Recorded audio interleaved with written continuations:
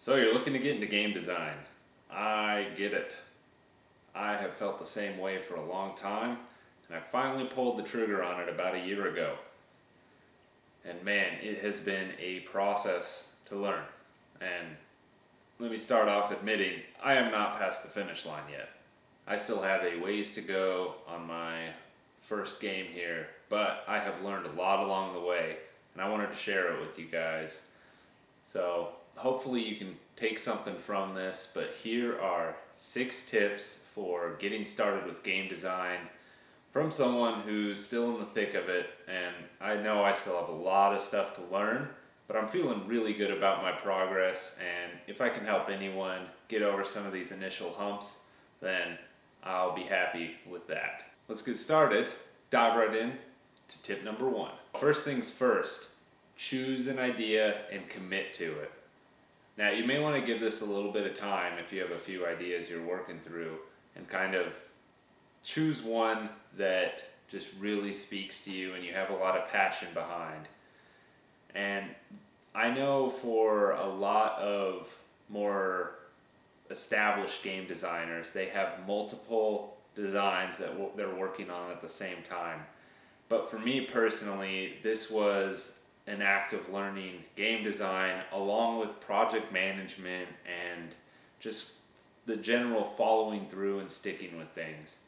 So for me, it was really helpful to just finally choose an idea, because I have many of them, and just stick to it. And I've been working on the same game for about a year now, and man, has it been a process. So what I would do in the past is I'd run into a wall and I'd pivot to something else, because the fresh ideas always got me more energized than working on the same old thing. But I think it's really important that you just commit to an idea and you just push through it. And that may end up with something that you can't actually complete 100%, but the experience itself will be worthwhile. So number 2, treat this as a learning experience. I have learned so much over the last year, and I think it is just, you're putting too much pressure on yourself to expect this to turn into, an immediate success. So I've really been trying to treat this as a learning experience, and I'm still really confident that I can finish my game and get it into production, but I don't really know at this point if it's going to be something there's a lot of people interested in and all that. So I'm really treating it as a learning experience, learning what hoops I need to jump through for game design, and I'm just going to keep pushing and just learn as much as I can, and then that way my next game will be a much smoother process, and I'll have a clear path to follow for success. All right, number 3, try and keep the complexity to a minimum.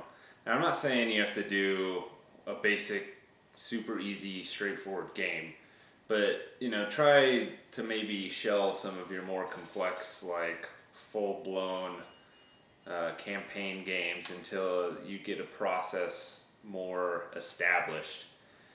Because for me, when I was starting this game, it was very complicated, and I actually started with a more complex game that I never really got anywhere with.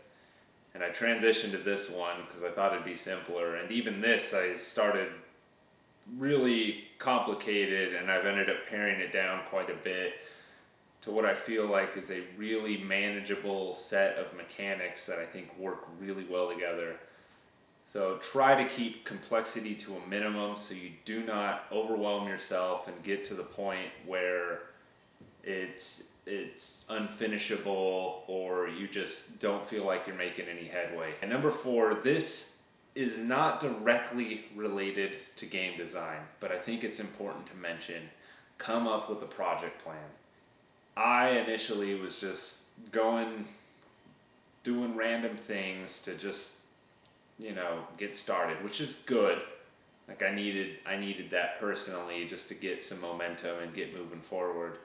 But I would have been much more efficient if I had a project plan from the beginning that I could follow and have a step-by-step process. And straight up, it's going to be wrong.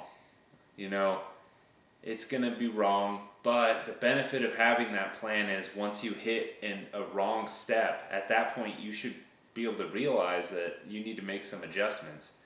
And if you keep updating your project plan as you go, it's going to be this really clear document of your process, and you'll have that to carry forward to your next game.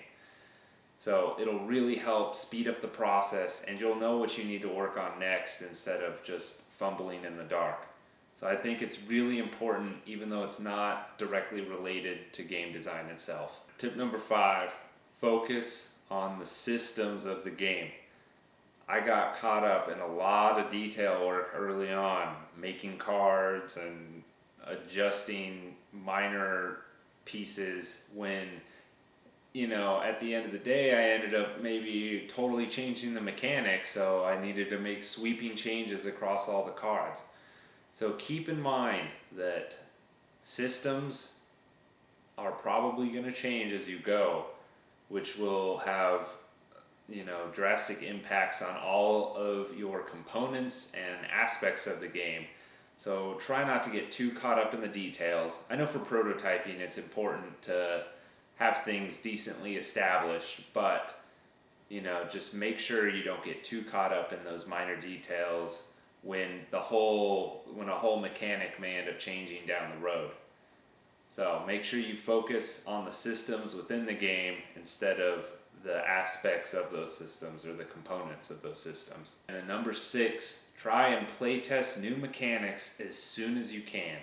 This is a mistake I have made and am still making, if I'm being honest, because you can tell almost immediately if a mechanic that you've been working on just isn't going to work or needs drastic changes.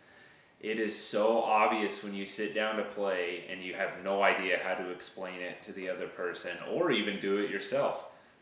And that is just so key to just get that feedback quick and figure out oh man, I need to make X, Y, and Z changes before this even has a chance of working.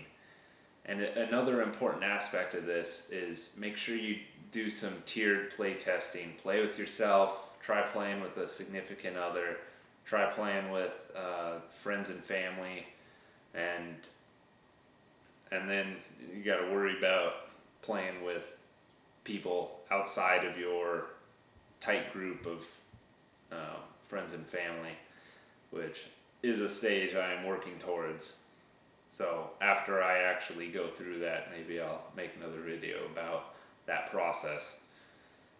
Because I a couple months ago, I did a play test with my brothers-in-law, and man, I made a lot of changes to my game after that. It was really eye-opening.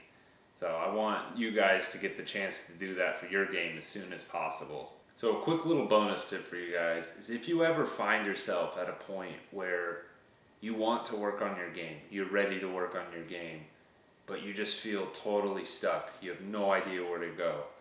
What I've found for myself is that usually means that my plan isn't good enough.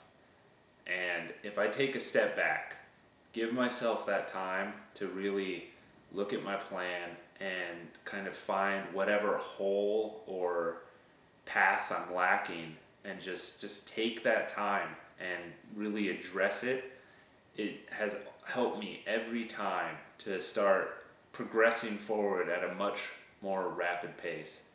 This is directly related to your project plan, but sometimes when you plan things out, you're gonna have holes, and if you hit that point where you're just struggling and you just don't know what to work towards next, I would recommend taking a step back and just giving yourself the chance to address it instead of getting frustrated or just working on random things. Just try to confront that issue, and just really figure out what you're missing in your plan and what needs to be done next.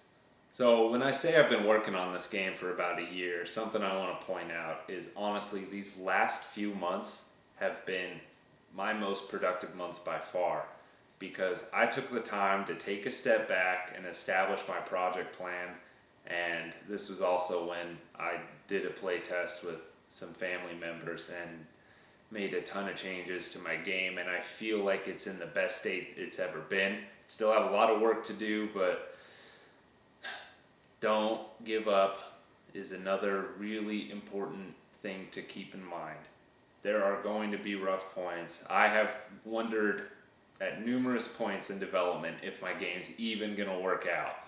But I have just pushed on and pushed on, and I know from professional game designers, they have figured out when to stop, because there is definitely a point where a game just might not work, and I can't say for sure if I don't think I'm there. I still feel like my game has a lot of potential, and I feel really good about where it's at, and I think that piece of the puzzle is something you just learn with experience.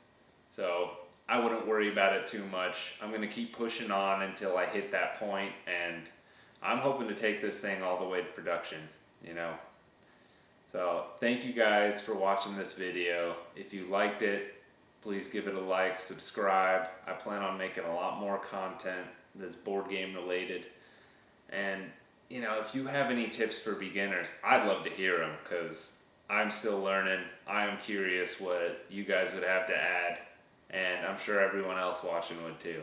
So thanks for watching, and I'll see you in my next video.